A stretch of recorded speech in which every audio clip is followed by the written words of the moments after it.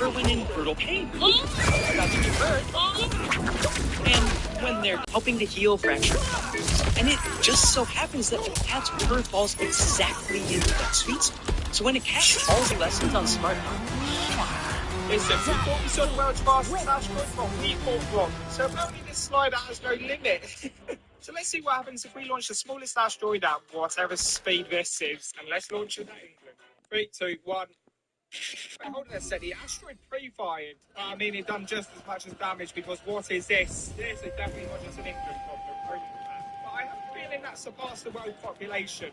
Anyone within 500 miles would likely have ruptured eardrums. The least of our worries. I'm getting this real. 370.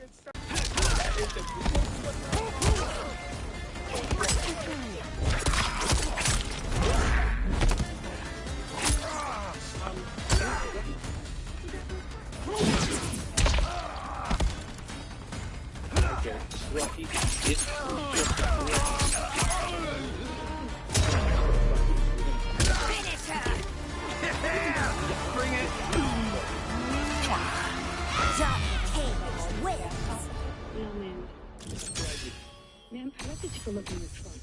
Guess that's all right. Ma'am, that won't be necessary. Officer Juarez, come speak with me. What's the problem with us? Something dark. Dark? Like an orb. Officer Juarez, we do not pull over vehicles because we're intimidated by police officers. You're taking advantage of that fear. Just look. No.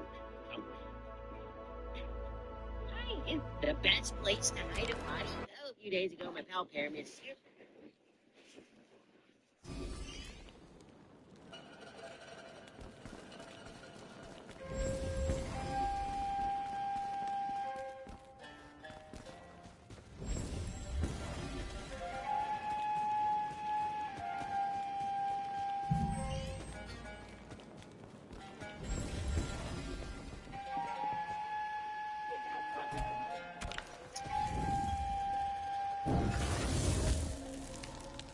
Your list of places to hide a dead body, mentioning the lake behind his house, an oddly specific McDonald's, and your neighbor's garbage can. And while they were decent suggestions, I have 2 better ones. First, bury the corpse in a garden and then put an endangered plant above it. It's illegal for anyone to dig up. No one's gonna find it. But he quite obviously missed the best place in the whole universe to hide a dead body where no one will ever look. So the best place for hiding bodies ever? The moon.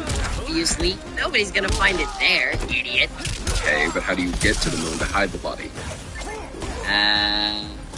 The best place to hide a body? Oh, a few days ago, my pal Pierre made a tier list. Let's watch the Avengers. You just search it, it takes forever.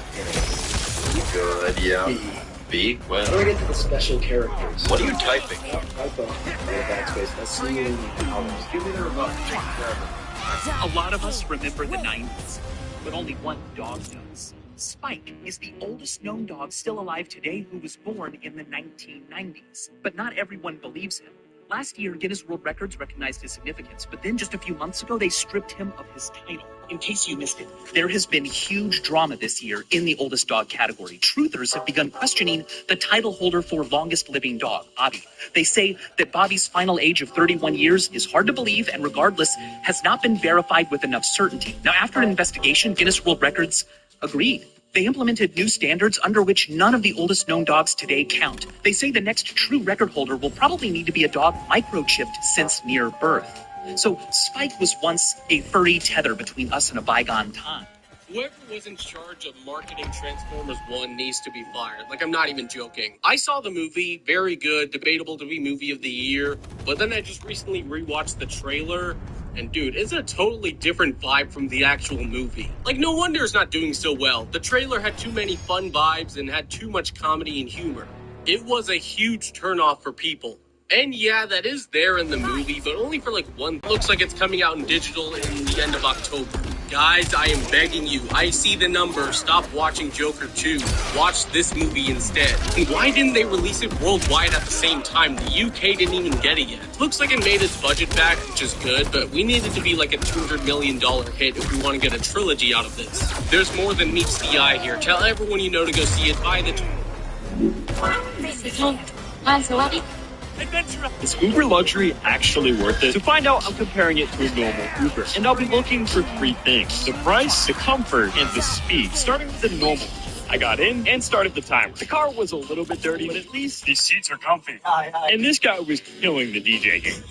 But just as I thought this was going to be really quick, he missed the turn and added 10 minutes onto the drive, which really sucked because it was so hot in this car. But eventually we got there. Thank you so much. And he was 7 minutes late. But what about the Uber Black? To start, it was double the price. I can't lie, that's hard to justify. When I ordered it, then he picked me up, and I started the timer. And this car was nice. I was able to change the temperature, which of course I was taking advantage of. He had an air freshener, and he had Bose speakers that he wasn't using. Why was it silent the entire ride? But this guy was taking it seriously. I literally saw him switch the map just to shave off a minute. And after a short drive, he was 8 minutes faster.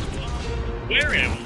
Is Uber luxury actually worth it? To find out, I'm comparing it to a normal Uber. And I'll be looking for three things: the price, the comfort. World's most controversial candy. I don't know a single person who mildly likes candy corn. Either you hate it or love it. It's a hit or miss. This one year,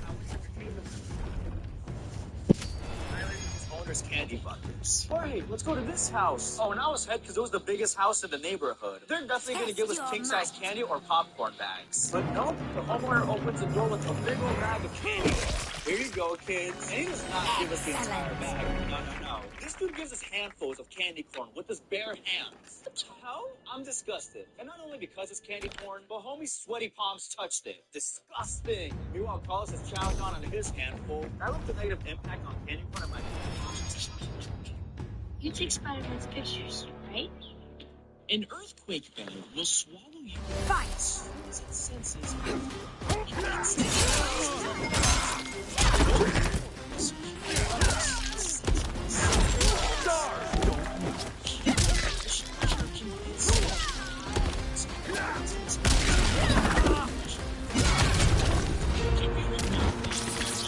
There's no crying in combat.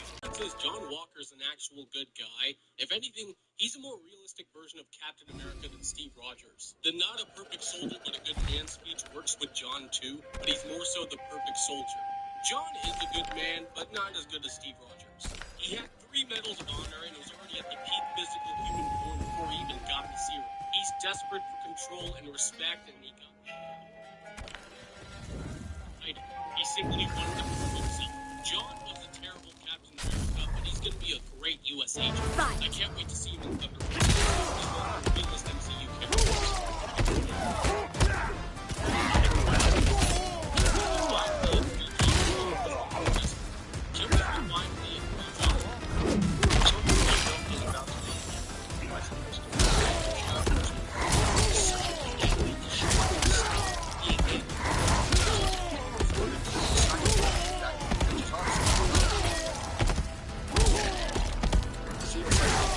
Stop doing anything and maybe do something like Annihilator Prime.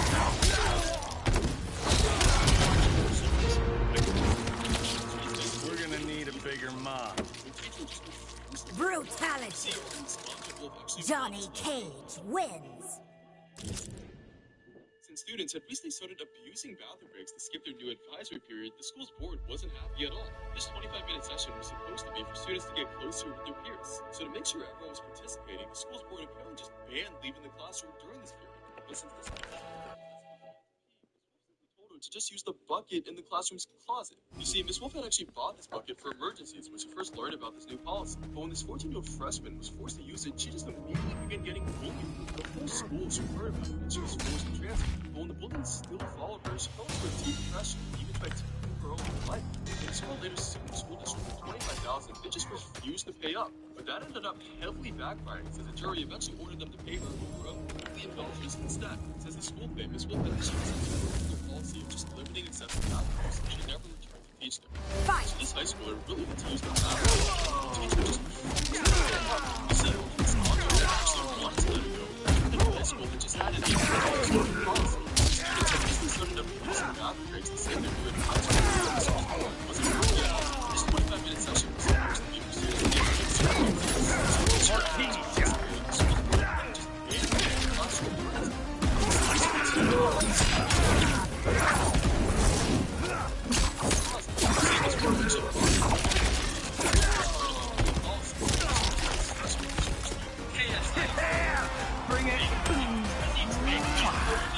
Johnny Cage wins. KSI's new song.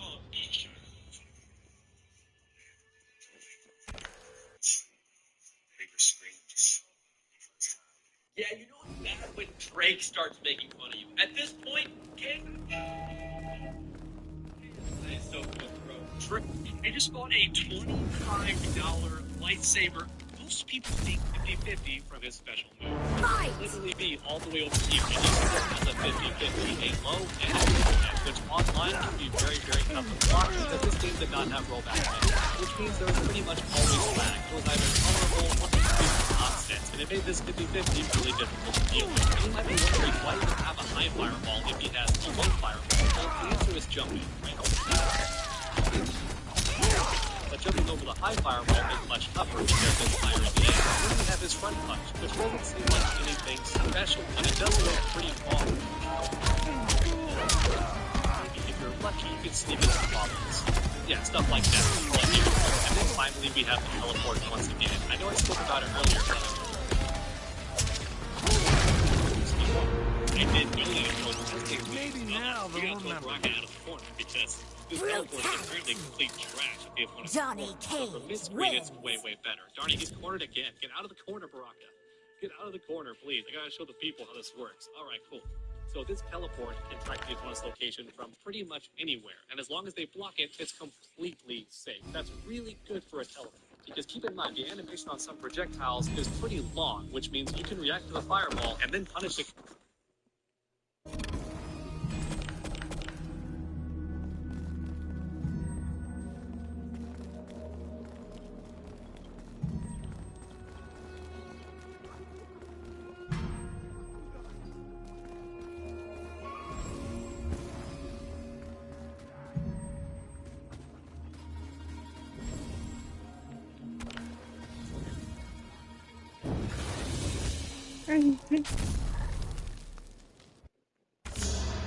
Three, two, one.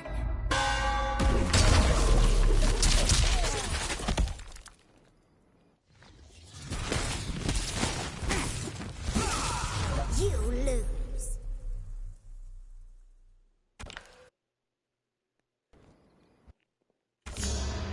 Three, two, one.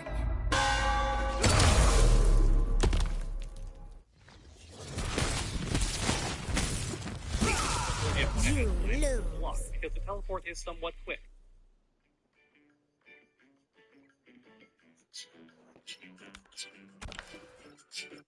Despite being the main character and champion of Mortal Kombat, Liu Kang has died multiple times throughout the series. In fact, he's died more times than many of the villains in Mortal Kombat. And perhaps even worse, he's been replaced as the main character in the recent movies as well. The animated movie had Scorpion as the main character instead, and even robbed Liu Kang of his victory over Gordon. Kang was replaced by Cole Young as the main character, which begs the question, do the creators of Mortal Kombat hate Liu Kang, and if so, what are the reasons why? If you love Liu Kang like I do, then please leave a like down below to show your support, and then keep that combo going by subscribing and ringing that bell, that way you never miss a future video. And without any further ado, let's get started.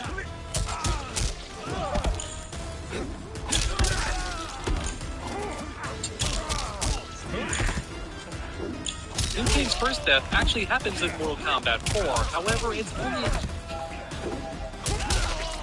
Even so, it's still worth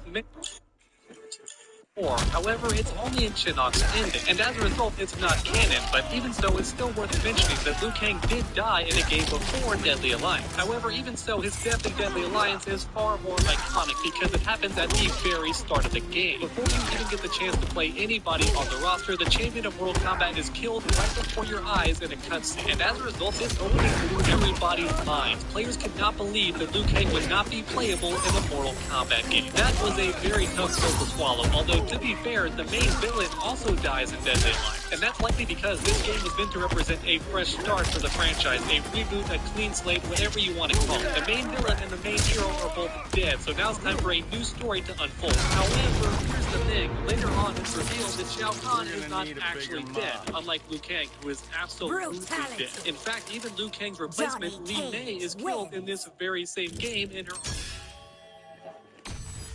Kang actually dies twice, and believe it or not, he remains dead in every game after until NetherRealm reboots the series. Deadly Alliance, dead. Deception, dead. Armageddon, dead. But there is an alternate costume where you can play as Liu Kang in his non-dead form, which is nice for all the old school fans, but it is worth noting that zombie Liu Kang was default, which means for 3 solid games, which is nice for all the old school fans, but it is worth noting that zombie Liu Kang was default, which means for 3 solid games, Liu Kang was dead. However, there is a silver lining because Liu Kang does show up in several characters' endings, so at least Liu the character, but at least he was still doing cool stuff in the background and still being a hero. Now it's finally time to talk about the reboot, starting off with Mortal Kombat 9, back then known as Mortal Kombat 2011. The story mode here pretty much retells the first 3 Mortal Kombat games, but oddly enough, it keeps on going. There's elements of Deception, Armageddon, and even Deadly Alliance in this story mode as well. And just like in Deadly Alliance, guess who dies? The Liu Kang. That's right, the developers couldn't even give him 1 game without dying. He's dead in 3 games straight, and then he's dead in the reboot also. Liu Kang cannot catch a break. And on top of that, he's killed by Raiden, the person who helped train and raise him. That's gotta sting the champion. And aside from dying, this game would also start the trend of trying to make Liu Kang an evil, because in his own latter ending, Liu Kang turns on Raiden and kills him, becoming the new god of Earthrealm. And that's because Raiden accidentally got everybody killed, alright? Let's not lie to ourselves. He didn't do it on purpose, but his choices in story mode led to most of the heroes dying. And that's why Liu Kang thought Earthrealm would be better under new management. Now, thankfully in Mortal Kombat X, Liu Kang does not actually die in the story mode because he's a revenant the entire time, and that's a fancy way of saying zombie with more letters. But that's only in story mode. Liu Kang is not safe from the arcade ladder endings because in Jason's ending, he gets killed again, which is ironic because Liu Kang invited him there in the first place only to be killed by him. He got better. So as you can see, even zombies aren't safe in the Mortal Kombat series. You can still get killed in an arcade ladder ending. And now finally it's time for Mortal Kombat 11, where things get interesting because Liu Kang exists in 2 forms, his past form and his revenant form. And to my utter disbelief, he almost dies again to his zombie self, but thankfully it's a fake out. His soul gets taken away, but not all of it. That way he's still technically alive, but just barely. Your boy's hanging on by a thread, and that's because if Liu Kang dies without Quan Chi being around, then the revenant Liu Kang would not canonically exist. And zombie Liu Kang knows this, which is why he leaves a tiny bit of Liu Kang's soul intact. But thankfully, Raiden comes back to undo his mistake and save Liu Kang, while also turning him into Fire God Liu Kang, the coolest Liu Kang's ever been in the entire series. And to make things even better for the cherry on top, he finally gets a happy ending with Katana. This ending, just chef's kiss. I love it so much. But then Aftermath happened. It took a big dump on everything. I'm gonna be honest, I'm not a big fan of Aftermath. I enjoyed playing as the DLC characters and the villains, but everything outside of that, I'm not a fan of. I don't like watching Liu Kang lose to everybody, including Shao Kahn. I don't like seeing his legs get broken, and I especially can't stand the idea that he would stand back and let everyone die just to give himself a slight advantage. Liu Kang would never do that. It's completely out of character. And then as the final nail in the coffin, you're given the option to play as the villain and kill Fire God Liu Kang. And because there's no sequel yet, we don't know when the ending is canon, which means Liu Kang dying could be the true ending. Once again, the champion of Mortal Kombat and the main character is killed in a cutscene. And I do believe that covers every time Liu Kang dies in Mortal Kombat. But let me know in the comments if I missed anything. Because Liu Kang dies so much in the Mortal Kombat series, many fans have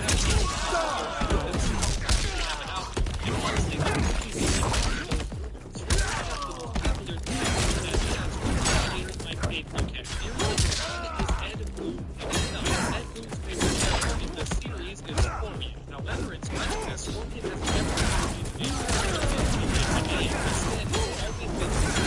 a brand new character like Cassie Cage. Fans theorize that Edmund killed Liu Kang and Scorpion could step in and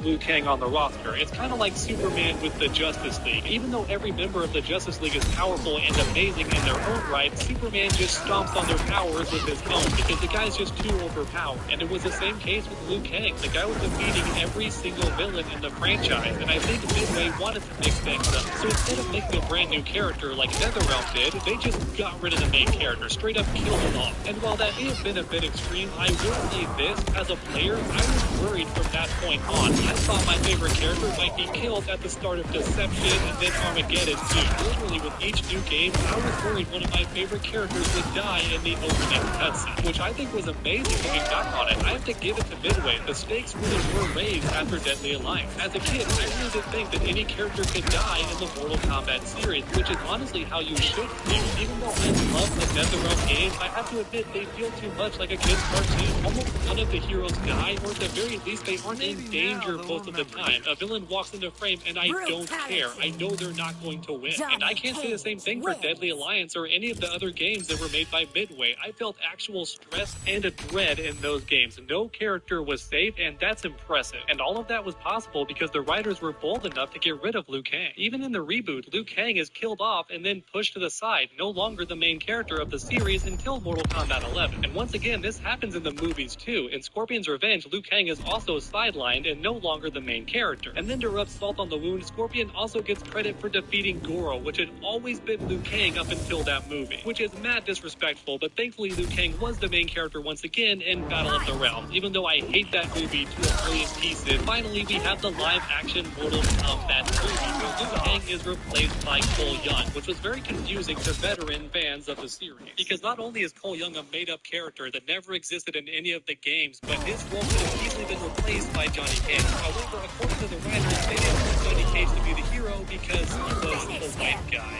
I'm just making that up. They went on record saying that. But you know, yeah, it's their movie. But the thing is, if you wanted a non-white character to be the hero, Liu Kang is right there. Why not use Liu Kang? Once again, it's like the writers hate Liu Kang, and I'm not 100% sure why. It's very likely Liu Kang's going to be the main character in the next movie anyway, and then on top of that, Johnny Cage is coming back as well. However, there is the possibility that Liu Kang is killed in the next movie, and I just realized that. So I'm going to cross my fingers and pray that Liu Kang is spared in the upcoming movie. And while I'm here praying to the elder gods that Liu Kang is spared, let me know your thoughts in the comments down below. Why do you think the writers might hate Liu Kang? And then while you're down there, please leave a like if you enjoyed the video. It really does help my channel out a ton. And then keep that combo going by subscribing and ringing that bell, that way you never miss a future video. Make sure to come back next time.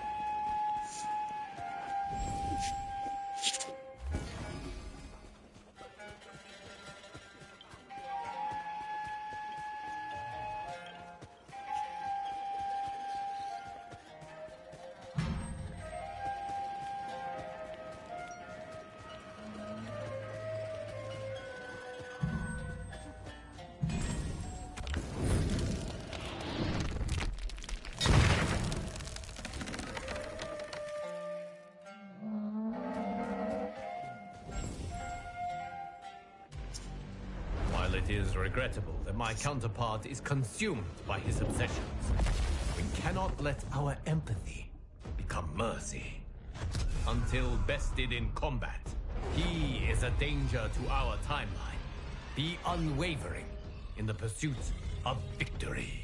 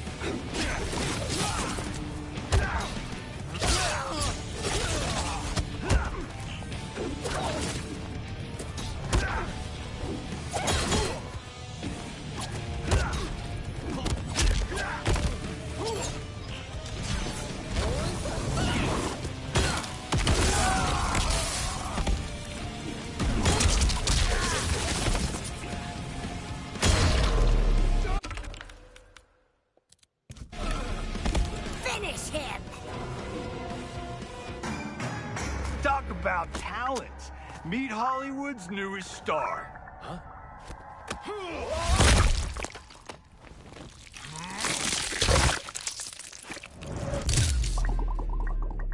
Fatality!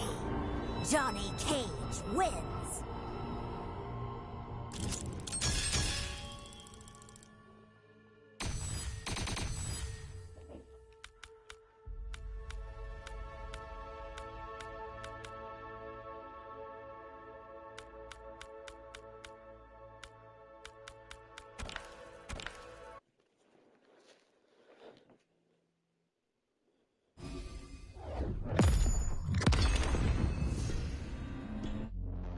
Though Liu Kang and his constructs were defeated, the threat they posed remained.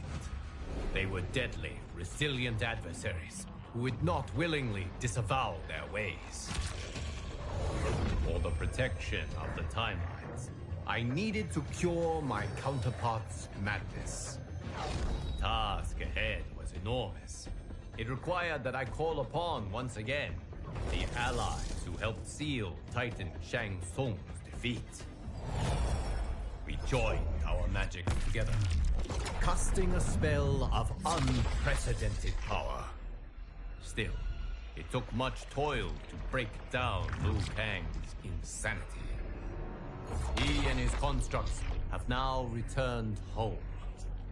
Though I am relieved we salvaged his mind, I mourn those lost before we could.